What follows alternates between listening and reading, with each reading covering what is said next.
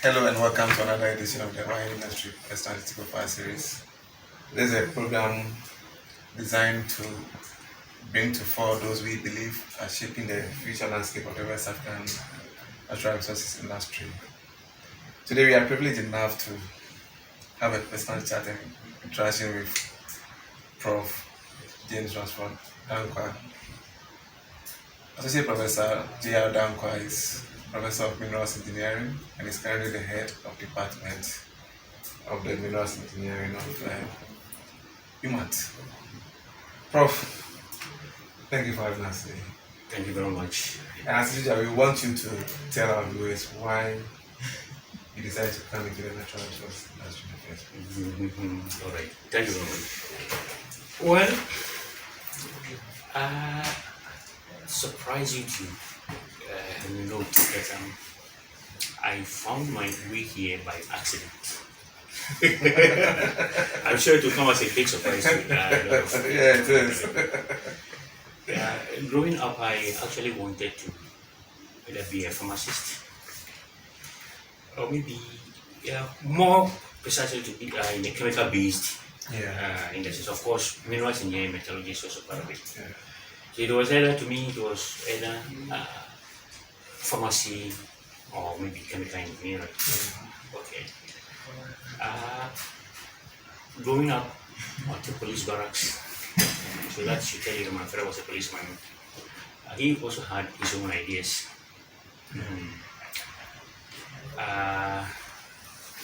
After a long story, I found myself as a metallurgical engineer. So I'm sure it was by divine intervention that I found myself here. I actually wanted to go elsewhere. Of course, I wouldn't say I have regretted finding myself over here because basically everything that I wanted to do, I'm just doing about the same thing over here.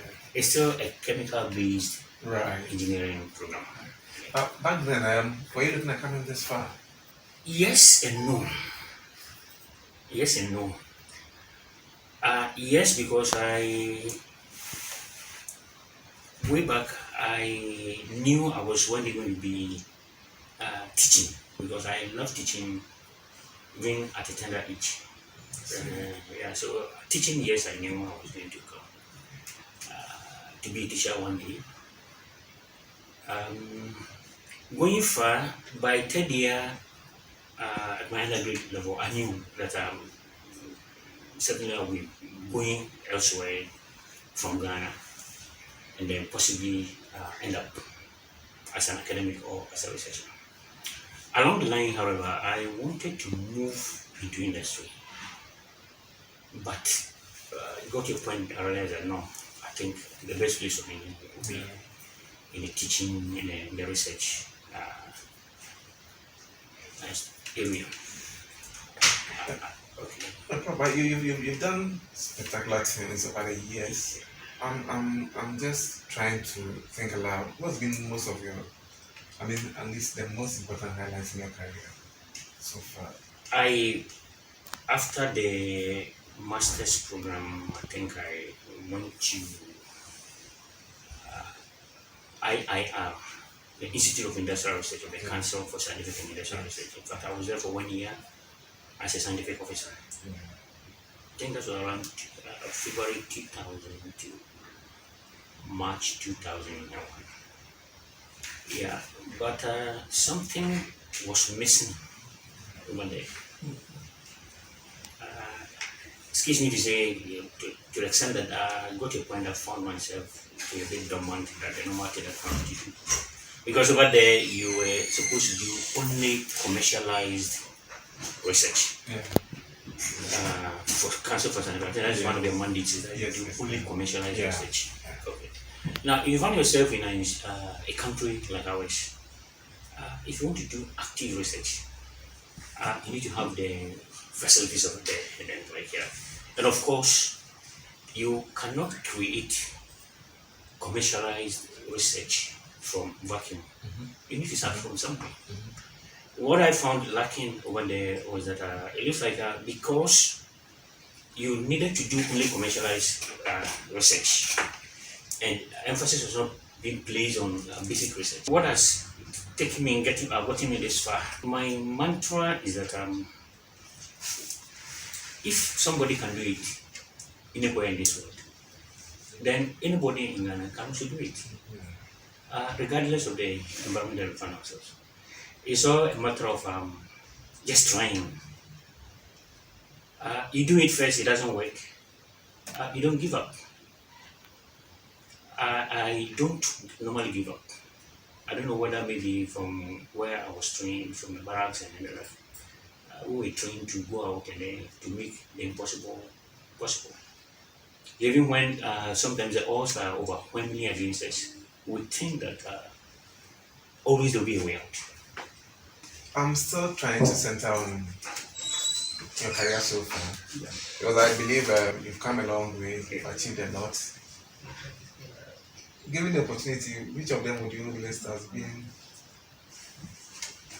the tops? I'm involved in several research areas. These days I don't restrict myself only to the minerals and then what you might call area of metallurgy. Yeah. I move into just about everything. Yeah. So if you go through my profile, you will notice that I do research in wet metallurgy, material science and engineering. These days I've even moved into the oil and gas industry. If you look at my current research, where I'm trying to produce liquid fuels from kerosene, diesel, aviation fuel, from post-consumer plastics. I think that I believe that you just need to have the focus and then you have the belief that most of these researches are based on theory. Yeah. Okay, so once you find them, probably all the theories surrounding them are found in the textbooks. There's always a possibility of making them happen. The work that currently excites me most is the current research that I'm doing. I'm doing a lot of them, but now the one on the production of liquid fuel from waste plastics. Yeah, it was just something that was there one day, and I said, if I was using plastics in metals production, okay, and then I got to a point I asked myself, especially when I go to vehicle ties as a reducing agent, something struck me. I realized that if you take a look at the whole range of vehicle tie, you see that what we call the fixed carbon is only about 30%, which means that about 70% will consist of something else. A critical look at the whole thing will show you that aside of the 30%, we could have about 60-something% being volatiles. So I asked myself, if we ever get to a point where we are using rubber tie, because that is something I also did in my PhD, to produce our metals from Ghana, then we can't rely only on the 30. Yes. The extra 70% or so, we need to have something to do with it. Because the 70% was considered predominantly volatile. I thought myself that maybe it is time to think about something. So when I was there 2014, and I decided, what one of the students? Let's just come up with a simple construction and then see what will happen when you take all these polymers. And by polymers, I mean the plastics, the vehicle ties, and all that. And then let's heat. And then once you heat, because we know that they consist predominantly of volatile materials, we heat, and then let's see what we can do to the volatiles. So we came up with a simple reactor with an outlet for condensation, and then somehow we channeled everything into a simple bucket with some water filled to serve as a condenser. We tried it. The first student I started with, unfortunately, by the time we were through with the construction, time was almost up for him. So I gave him a different topic, and which he did extremely well. From here, another student came. Then we had already constructed the reactor. So we brought the reactor back. We started continuing with the process. Fortunately, we were able to condense the gases. Kept them overnight. Then the following day, we went. They saw that what we have was clean. We attempted, lightning, and everything was fine, smokeless. One thing about the polymers is that they have a very low content of sulfur. So the idea of dirty fuel having a lot of sulfur is completely eradicated. We tested, did a lot of things, FTIR, density, flash point, pour point, and everything was pointing to the fact that we have produced something that was between kerosene, diesel, and aviation fuel. But we have designed a system that is so efficient that when you heat the plastics and then you convert them to the gaseous state, the catalysts that we have designed and then maybe manufactured, those catalysts are able to break those high molecular weight gases into the liquid fuel range. So currently we are almost close to about 97% conversion. Almost, yeah. See, Prof, with all this information and from where you're sitting now, the state of the industry, as far as standards are concerned, compared to international standards, if there are any at all, are we there yet? Are we getting close? I think we are. Normally, when I do anything that I do, I also try to find out what is happening elsewhere. Yeah, there are countries like India. The Indians are very much into this kind of research, converting waste plastics into liquid fuel. They are there. I read about this, and then they are mostly currently around about between about 0.7 to about 0.9 liters per kilogram. I just mentioned that I've already exceeded. The last time we checked is about 1.11 here. So in terms of standards, and then in terms of let me use the term productivity or yield, I think we are getting there. Yeah, I think we are getting there, because I can assure you that. Because I was going to ask you, what do you think is really lacking in our industry? Yeah, what is lacking is simple. You go to countries like Australia, go to US, Germany, and then the like. You have government having direct interest in what researchers do. Because we are not only here to teach. Yeah. If we were to teach, then the system will be like a normal secondary school. We are here to do teaching, and then most importantly, to do research. A university is supposed to solve societal problems. Yeah. Now, to be able to do that, I think those countries I've mentioned so far, what they do is that their governments take active interest. I don't think 500 analysts can do even one XRD. So a lot of the money comes from one pocket.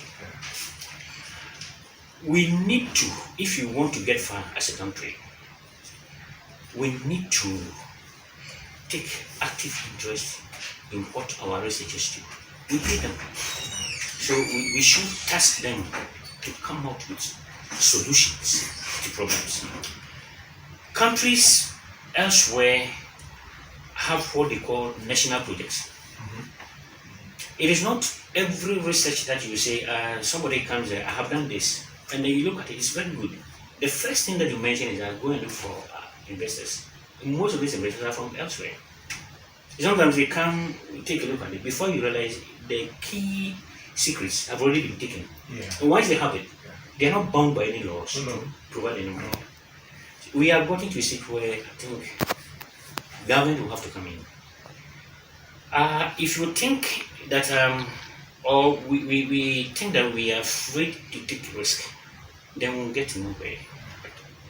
So to me, I believe that it is time for government to, begin to take a critical look at the need for national projects. Most of these things, when they come out and then you put in the money there, in the long run, whatever you put in there, you can get millions of times. And remember, most of these technologies are technologies that can also be, you can send them elsewhere and then you get some money, royalties, and then, If you leave everything in the hands of the researcher, I am very busy. I teach. I do my research in the lab, and I always continue to teach and do my research. Yes. So that is one area that we are lacking. So given the opportunity, what would you want to see being done different? There should be academia, industry collaboration. Elsewhere, that sort of collaboration is also something that sometimes government can also push. Let me illustrate. You go to I will use Australia because that is the last place that I've been before coming to Ghana.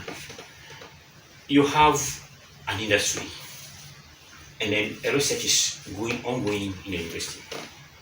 Now, what they do to make things easier, and then what they do to attract industry, the interest of industry, is simple. Industry, maybe I'll take a steel making industry for example. In Australia, they have this industry where the PhD I was in was also linked to them. One steel Sydney mill. Now they are called, I think, Arium or whatever. What they were doing was very simple. They go to the university. They work. They have whatever the industrial plans that they have. So things are working, but they think they can always get something better. Yes. So they go to universities, research organizations, the universities, and this is what we want to do. Okay. We are prepared to spend this amount of money for the next 2-3 years, so that we want you to investigate this and then come out with results. Yeah. Now, whatever money that they will give to the university, when the year ends and then they are going to declare their tax, that money is taken care of by the government. So they take that money out before they come out with their tax. So this, in effect, will end up in a win-win situation. The industry will win because they know that the money that they are at least giving to the research institution, already the government has already taken note of that in terms of declaration of tax. So industry will win, the university will win, government will win. Because certainly most of the research that they do, I mean, there's been an already. A lot of so everything, the whole system will win. As we're having a close and personal chat with Prof James Dankwah, and then from Prof, I mean, he's got this strong belief that there's no limits to anyone's strength.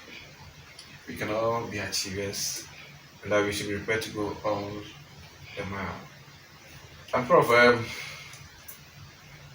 your current position now, what are you hoping to achieve? Yeah, I'm currently the head of the department and also the vice dean of quality assurance. Yeah, for now,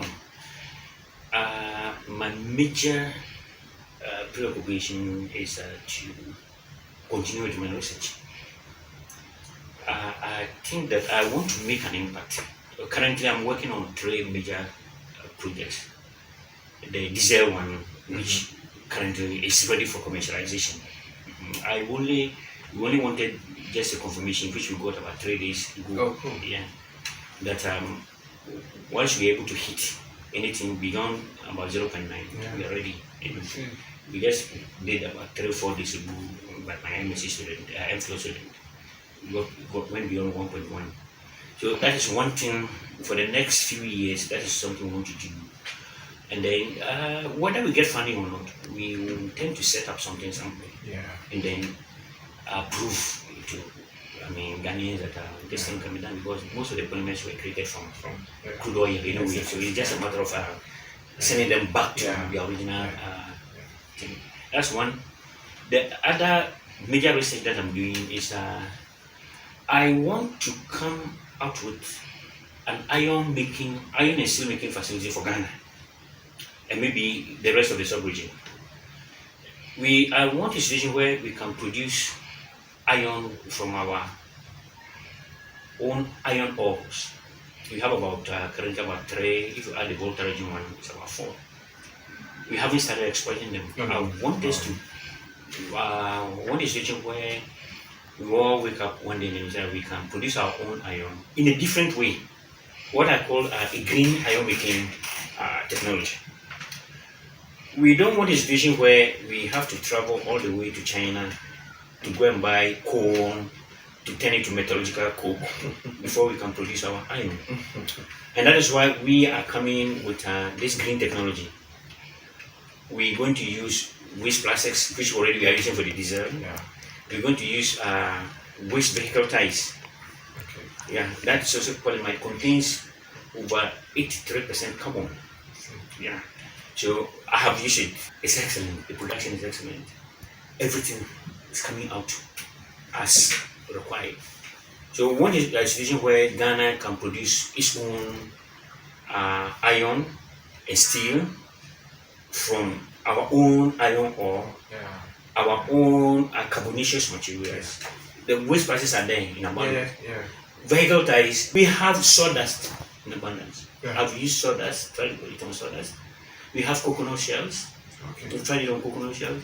Those my students who are from the train of origins, some of them came with guinea corn, granite shells, and all. We tried, everything works brilliantly. So we think we have all the basic materials here. Probably to be the first country in the world to come out with an iron and steel making facility based predominantly on waste materials. A mixture of biomass, which you have in abundance, your sawdust and whatever, and then post-consumer plastics, our sachet, our rubber dyes, whatever, you can name them, our PET, water bottles, currently which we have, a lot of us are struggling because getting technology to do, but we set up one iron making facility, these PET bottles. We are going to take care of everything, all the waste materials. Yes. But I have also used this one. This contains about 63.5% carbon. So the carbon in there is ready. We've used it for reduction of waste. Excellent. So that is the next thing that I'm doing. So the diesel, the iron making facility. And then our bauxite upgrading. I'm also working on the bauxite upgrading process. For now, we've gotten to a stage where we think that we know government is just about setting up our own alumina production facility. I think about 3 of them or so in Ghana. But currently, countries like Greece and some European countries have stopped production of alumina. No, not just about the capital.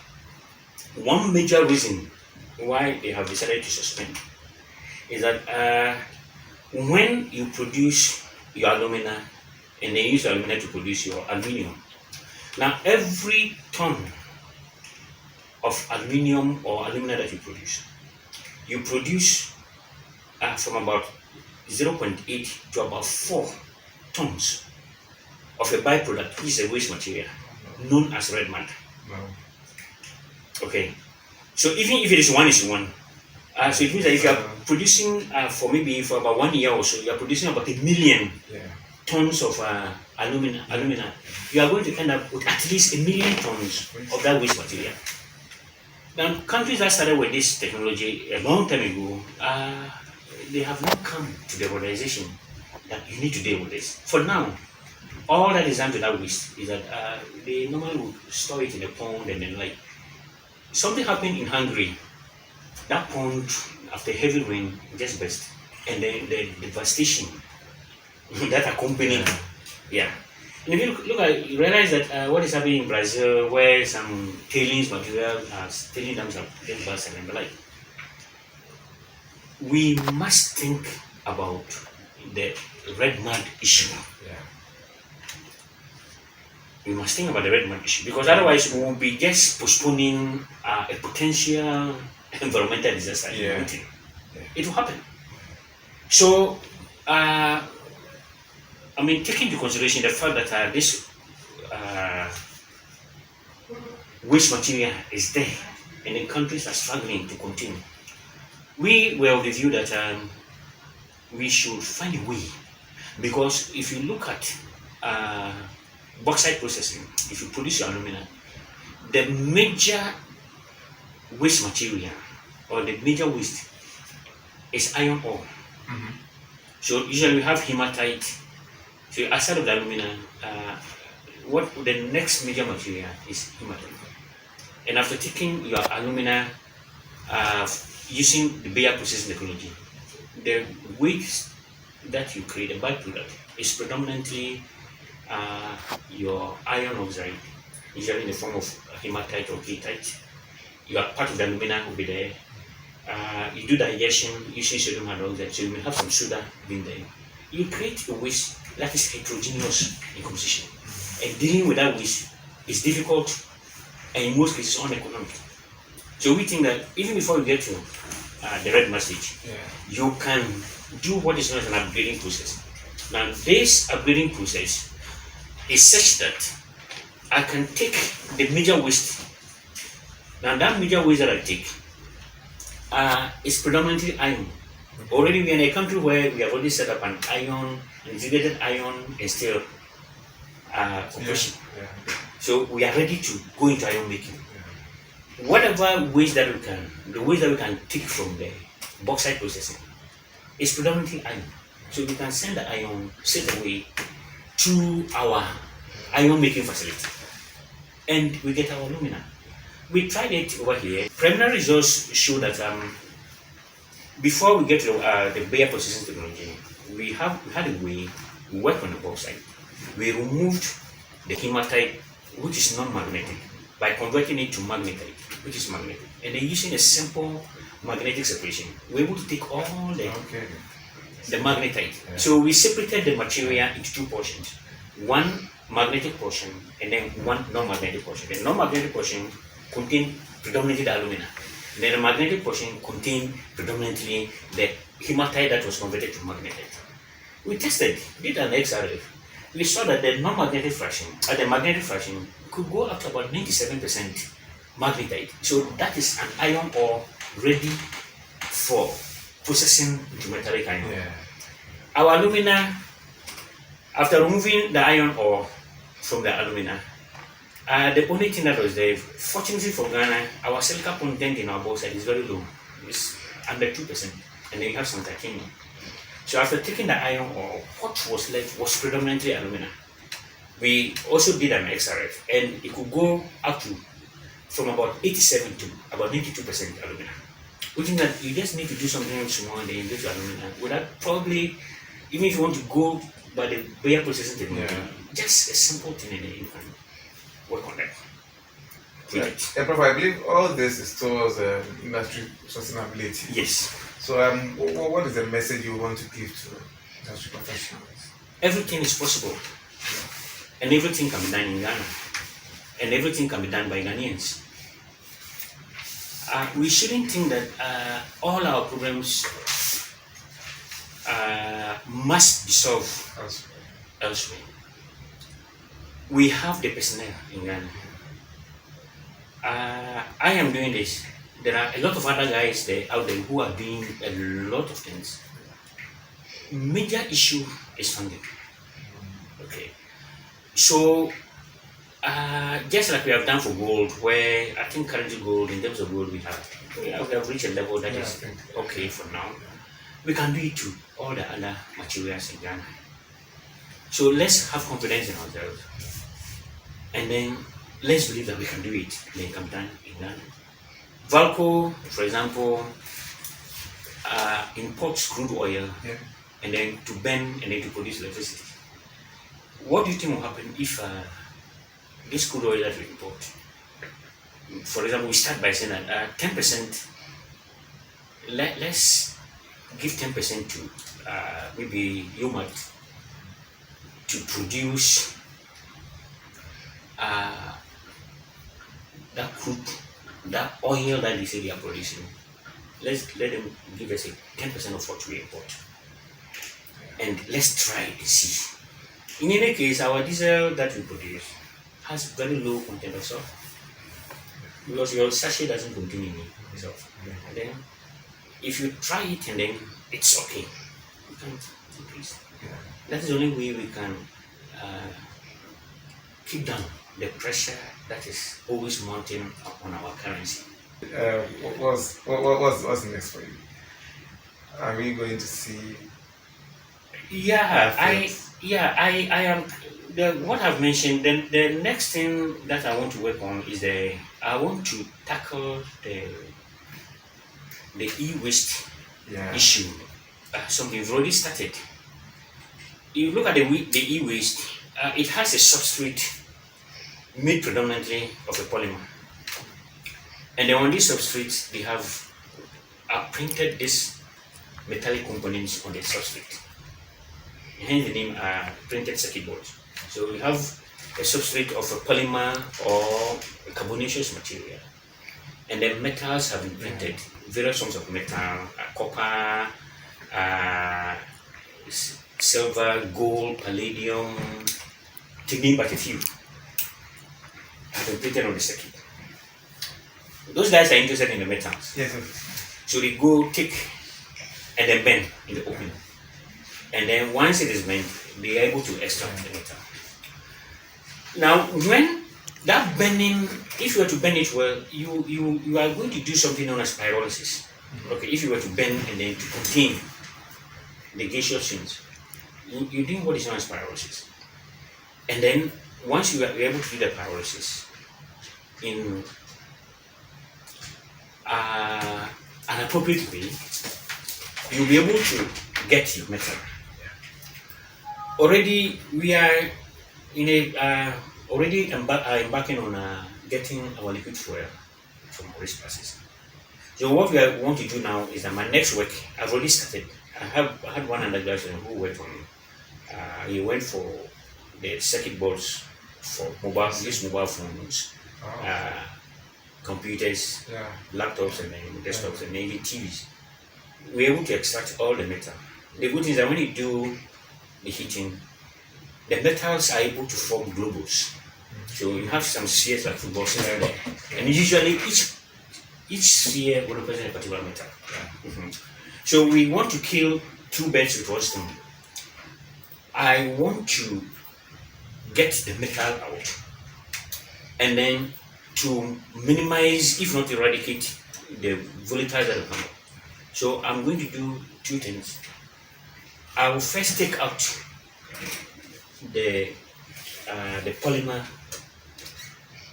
and then combine it with my fuel production. So I will use all the polymer there, get the fuel out, and then whatever is left, I will use my pyrometallurgical approach to get the metals out. We've done it. Except that we have done it separately. One of them, we did the pyrometallurgical, it worked, it was excellent. We did the pyrolysis, we got in our liquid fuel. So now we put the two together, and then we are going to solve that problem. But I mean, you would agree with me that that's a huge thing. For all these things you've done, where have you been getting your strength from?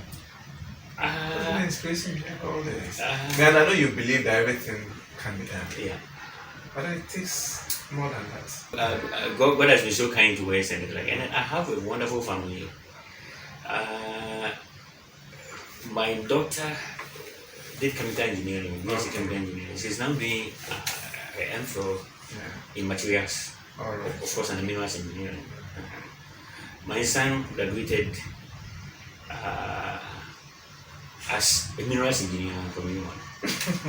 The last one was doing chemical. I just recently moved into medical school. So it's a more chemical based family. And my wife is doing an M.Sc in technology management. So at home we talk about plastics, we talk about ferrous metallurgy, and so that motivation is there. It's a teamwork. And my wonderful students at UMaT, I have a lot of them. So whenever you look at my publication, you see that I always publish with my students.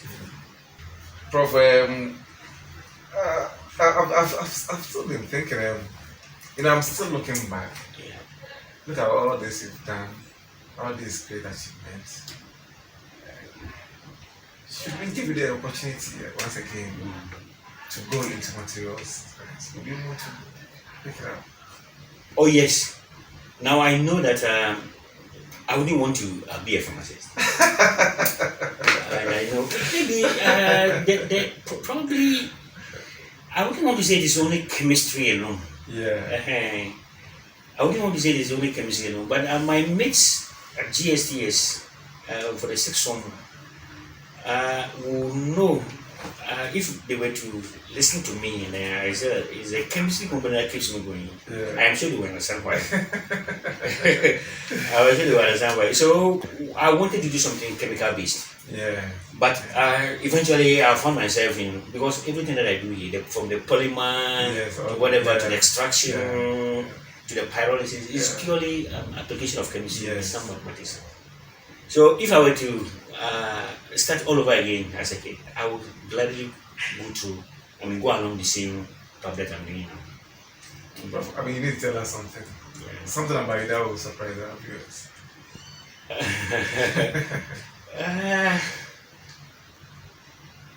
We're doing this.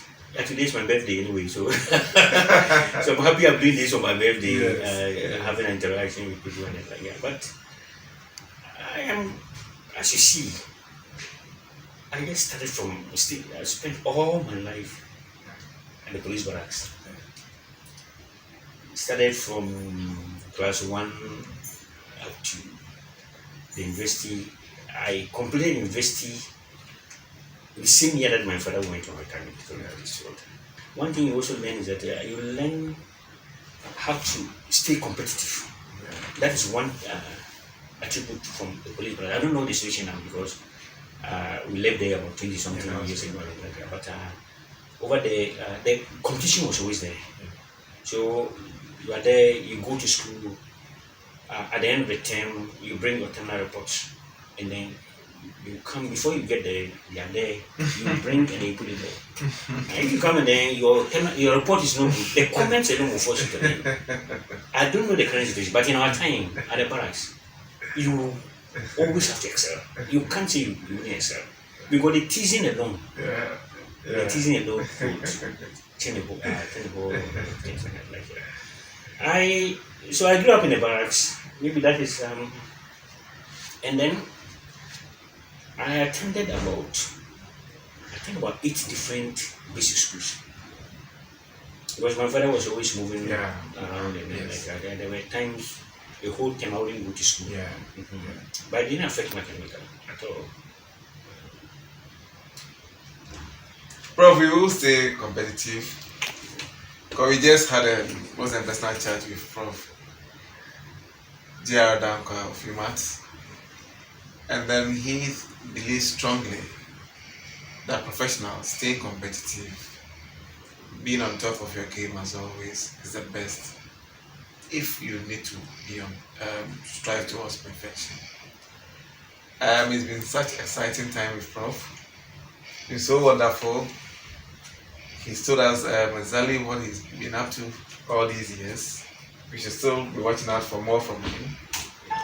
We wish him a happy birthday, and Prof, thanks for having us. Thank you very much for having me. Thank you.